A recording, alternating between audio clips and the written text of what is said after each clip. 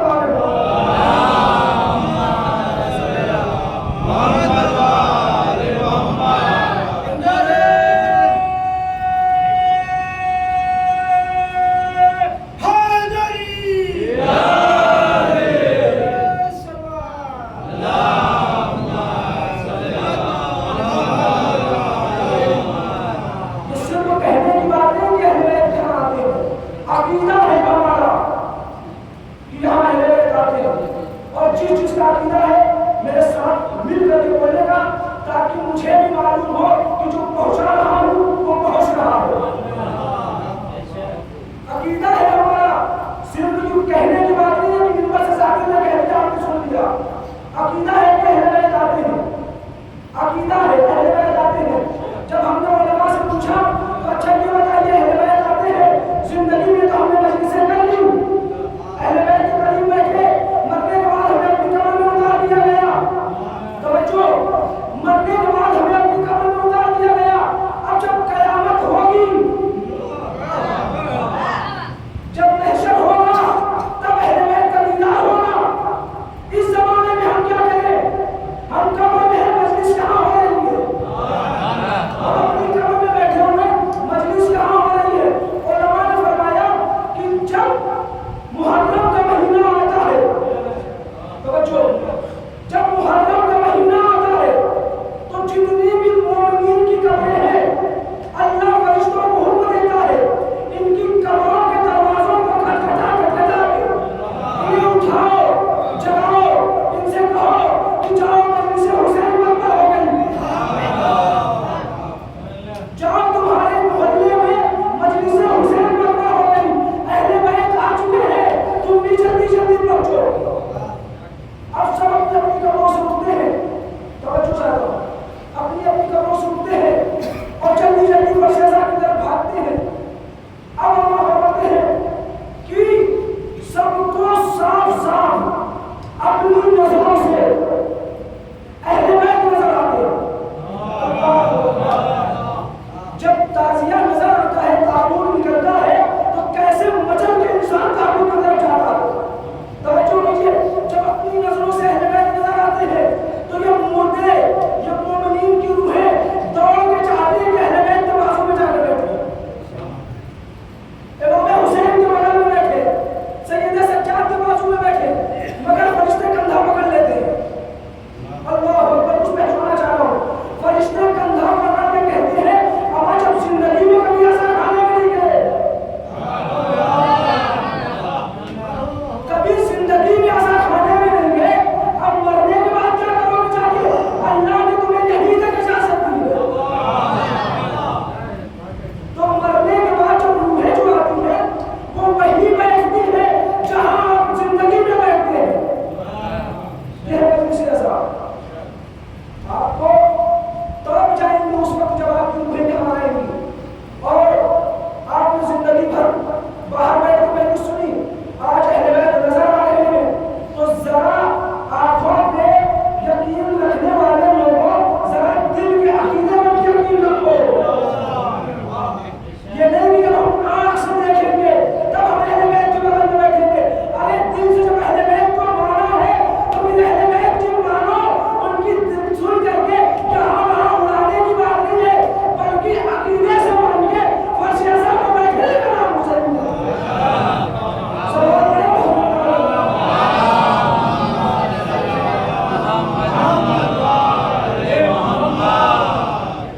اہل بیت کو اگر مانا ہے تو صرف اوپر اوپر سے نہ مانو، بلکہ سمجھو کہ فرش اعظم کی اہمیت کیا ہے۔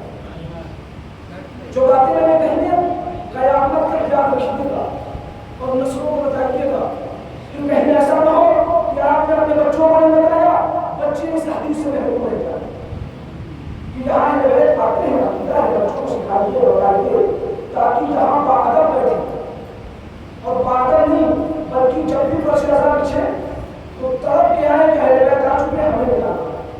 بہرکیف میرا جو موضوع ہے کہ حسین ہدایت کا جلال ہے، کشتی نجات، کشتی نجات ہے۔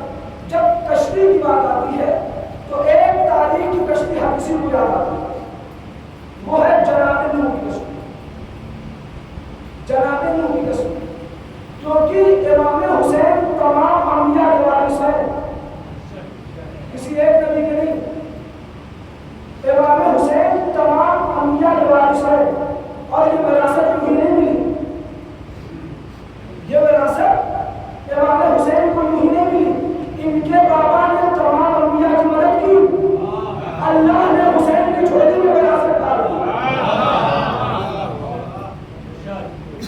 تمام انبیاء کے وارث ہیں، ایک کشتی ہے اللہ نے جناب نوح سے کشتی بناؤ. کیوں بناؤ؟ جناب نوح نے جب 950 سال تک اپنی قوم کو تبلیغ کر لی. اللہ اکبر. 950 سال تک تبلیغ کر لی. جب وہ لوگ نہ سدھرے تو جناب نوح نے اللہ سے دعا کی پروردگار ان کے اوپر عذاب نازل کر. پروردگار ان کے اوپر عذاب نازل کر. پروردگار ان کے اوپر عذاب نازل کر. پروردگار ان کے اوپر عذاب نازل کر. تو اللہ نے کہا کشتی بناؤ. معلوم یہ ہوا کہ جب جناب نوح کی تبلیغ پر کوئی نہیں سدھرتا تو اللہ ان کے اوپر عذاب نازل کرتا ہے. جو مجلس حسین کی تبلیغ پر کوئی نہیں سدھرتا تو اللہ ان کو فسیاسہ سے دور کر دیتا. سوال پڑھا محمد والے کو.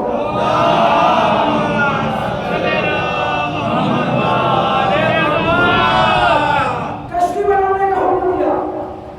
کشتی کیسے بنی؟ یہ نہیں کہ وہاں پٹھا تیار تھا, لکڑیاں تیار تھی, جناب نوح آئے اور 2 تیر اور ہتھوڑی ماری تو کشتی تیار ہو گئی. نہیں, جناب نوح سے کہا گیا کہ کھجور کا باغ لگاؤ. باغ لگایا. جب باغ تیار ہو گیا تو کہا ان درختوں کو کاٹو, ان کا پٹھا لگاؤ, نیچے کشتی بناؤ. یہ تو ہے قرآنی واقعہ ہے. میں کسی کتاب سے نہیں پڑھ رہا ہوں, قرآن سے پڑھ رہا ہوں. پھر کہا کہ کشتی بناؤ. جناب نوح نے کشتی بنائی اور بنانے میں کئی سال لگا دیے. جب کشتی بنا رہے تھے, توجہ, جب کشتی بنا رہے تھے تو جو کفار و مشرکین تھے وہ جناب نوح کا مذاق اڑا رہے تھے. جب کشتی بنا رہے تھے کفار و مشرکین جناب نوح کا مذاق اڑا رہے تھے. کشتی بن رہی تھی, لوگ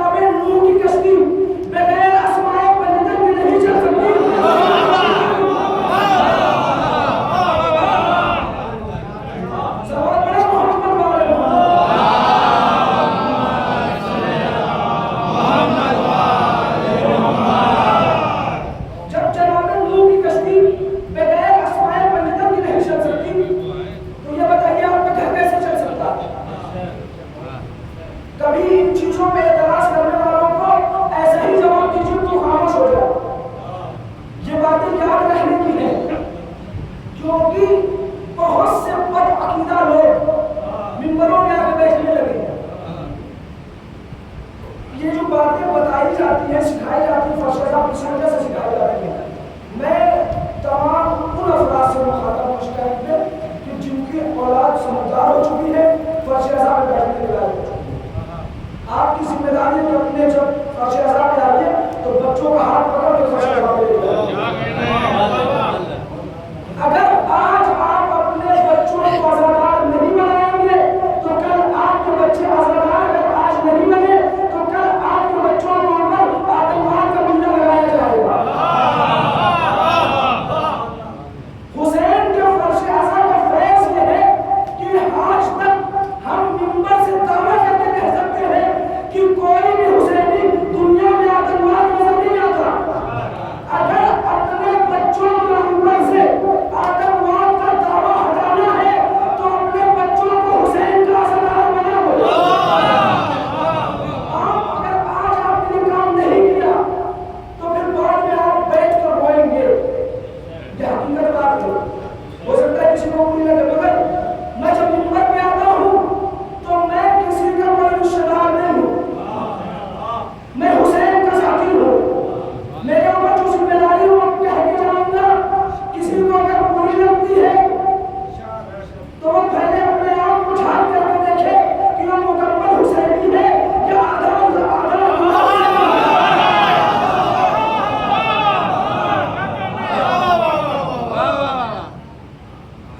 کشتی بنی، تیار ہو گئے، اسمائے پنجتن لگ گئے۔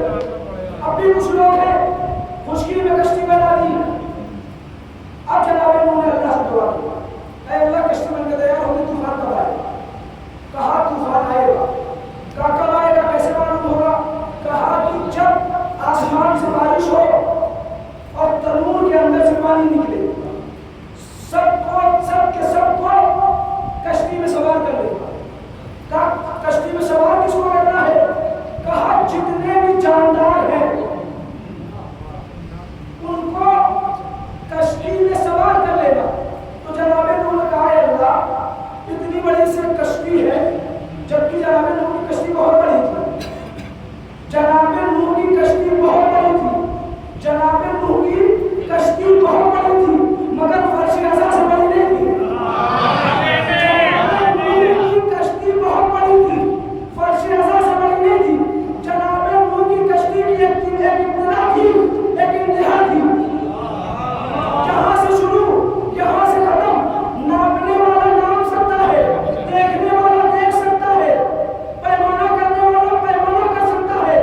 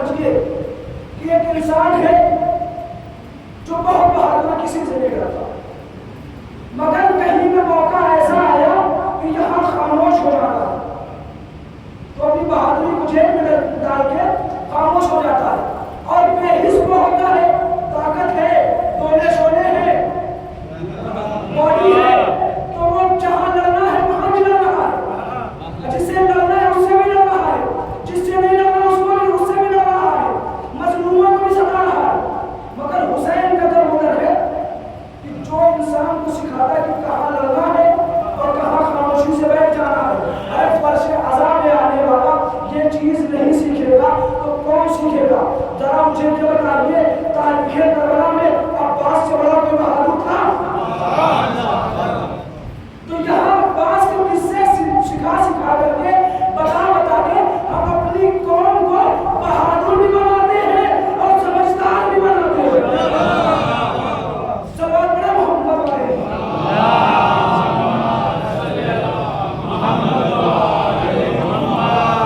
کشمیر میں بنی شیر اور ہرن ایک ہی جگہ سوار کر دیے گئے۔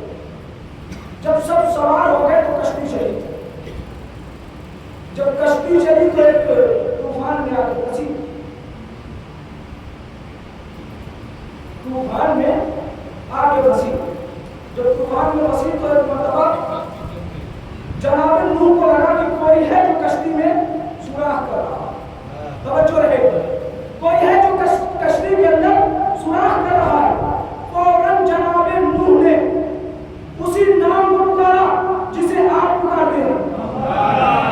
نہیں، اگر دنیا میں کہیں سے کوئی ملا آپ سے مل جائے اور کہے کہ ہمیں دکھاؤ یا علی مدد کہنا کہاں سے جائز ہے،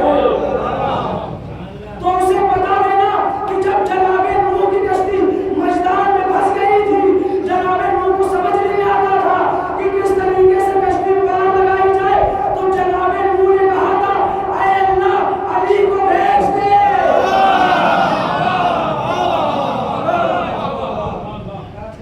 علی کو بھیج دے۔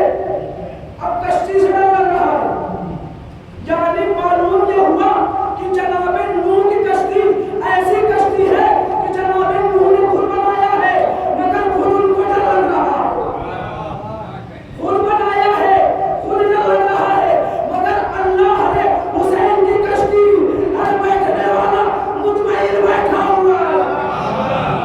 سلوات پڑھے محمد والے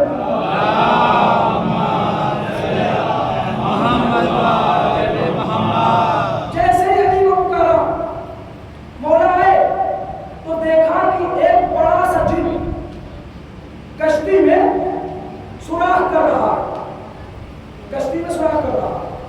مولا نے اس کے کندھے پہ ہاتھ رکھا، کیا کر رہے ہو؟ کہا کشتی میں سوراخ کر رہا۔ مولا نے اس کے ہاتھ کو پکڑا، باندھ دیا، پکڑ کے باندھ لیا۔ اب تاریخ لکھتی ہے کہ اس کے بعد یہ جن ہر نبی کے پاس جاتا تھا کہ میری مدد کر دو۔ بہت بڑا جملہ کہنے جا رہا ہوں، پیچھے جتنے بھی لوگ ہیں میرے دوست احباب، توجہ آپ کی زیادہ چاہتا ہوں کہ جیسے ہی اس کا ہاتھ بڑھا، نوح کے بعد آنے والے تمام انبیاء کے پاس پہنچا، ہاتھ کھول دو، ہاتھ کھول دو، ہاتھ کھول دو، کسی نے مدد نہیں کی۔ جب پیغمبر کا دور آیا تو ایک دن پیغمبر منبر میں بیٹھے خطاب کر رہے تھے، یہ داخل ہوا، صحابیوں نے جیسے دیکھا ڈر گئے، ڈر گئے۔ ارے جو جناتوں کو دیکھ کر کے ڈر جائے انہیں صحابی کہا جا رہا ہے، اسے علی کہا۔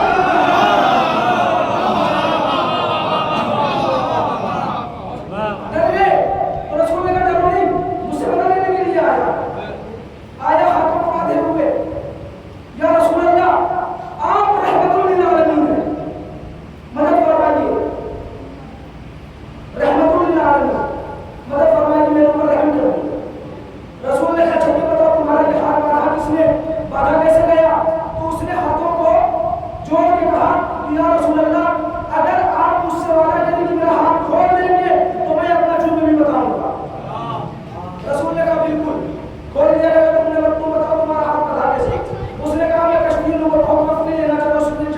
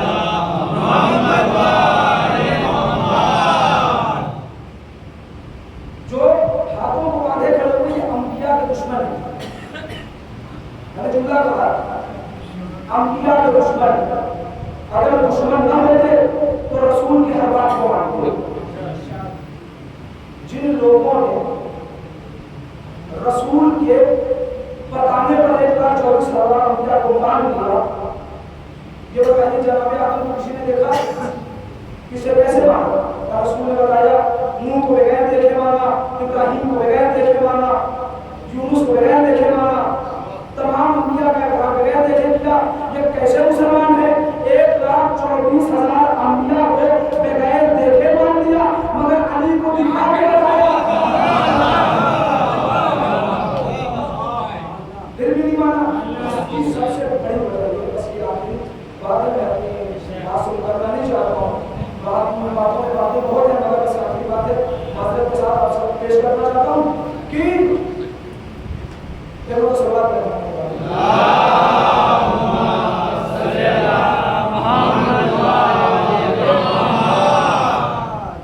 انہوں نے بغیر دیکھے 1,24,000 انبیاء کو مانا، مگر علی کو نہیں مانا. اس میں دار نہیں چاہتا، توجہ چاہتا. علی کو نہیں مانا. کیوں نہیں مانا؟ کیونکہ 1,24,000 انبیاء کے ماننے پر ان کی کرسی نہیں جا رہی ہے. پھر خاموشی سے جملہ کہا تو اس کا مطلب نہیں تھا. 1,24,000 انبیاء کو ماننے پر ان کی کرسی خطرے میں نہیں تھی، مگر علی کے ماننے پر ان کی خلافت خطرے میں نہیں تھی. اس وجہ سے نہیں مانا. جس حسین کے اتنے فضائل ہیں کہ اگر کسی نبی کے سامنے بٹھایا جائے تو حسین تمام انبیاء کے وارث نظر آتے. حسین سمجھیے کیا، سمجھیے حسین کیا. اگر آپ کو حسین سمجھنا تو کربلا کے ایک ایک پنے کو پلٹتے جائے تو آپ حسین سمجھ آتا ہے.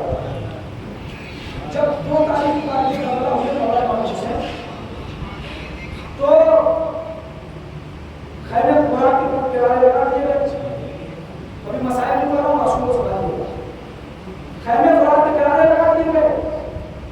اب فوجیں آ رہی ہیں، مسائل نہیں کر رہا ہوں. فوجوں میں فوجیں آ رہی. جناب زینب نے بھائی کو بلا کے کہا بھیا اتنی فوجیں آ رہی ہیں، آپ بھی تو کسی کو بلا لیجیے. اب سمجھیے جو تمام انبیاء اور وارث لوگ اس حسین کی نظریں کیسی ہوں. سمجھیے گا جملہ کہنے جا رہا ہوں کہ جس حسین جو حسین تمام انبیاء کا وارث ہو، اس حسین کی نظریں کیسی ہوں گی. جب جناب زینب نے کہا تو حسین کی نظروں میں بس ایک ہی چہرہ نظر آیا.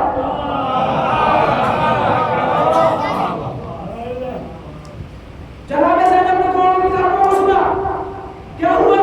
کہا فوجیں ابن زیاد میں اضافہ ہوا. 1,000 کا لشکر آیا، 2,000 کا لشکر آیا، 10,000 کا لشکر آیا، 20,000 کا لشکر آیا، 50,000 کا لشکر آیا، 1,00,000 کا لشکر آیا. جب سب آئے تو حسین نے بس ایک کا انتخاب کیا اور انتخاب کر کے بتا دیا اوہ یزیدیوں تمہارے 9,00,000 کا لشکر ایک طرف، میرا حبیب ایک طرف.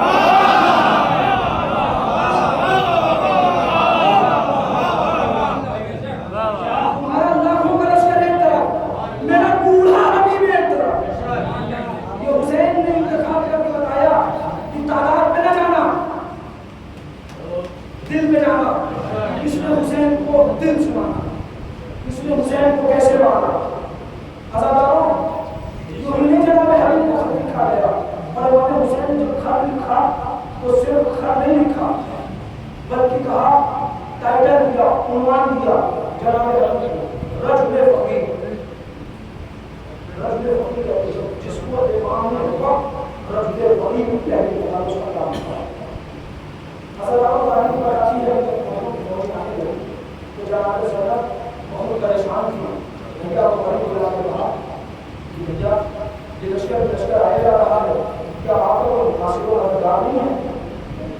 تو امام حسین نے کہا کاغذ کو قلم لایا. حضرت کاغذ قلم لایا گیا اور امام حسین نے خط لکھا، سلام لکھا. سلام کے بعد امام حسین نے لکھا کہ میرا یہ خط رجل فقیر کی طرف، حسین مظلوم کا خط رجل فقیر کی طرف. حضرت نے لکھا اے حبیب، اے میرے بچپن کے ساتھی، اے میرے دوست حبیب، تو نے میرا ہر وقت ساتھ دیا ہے. اے حبیب آج فاطمہ کربلا کے میدان میں تمہارے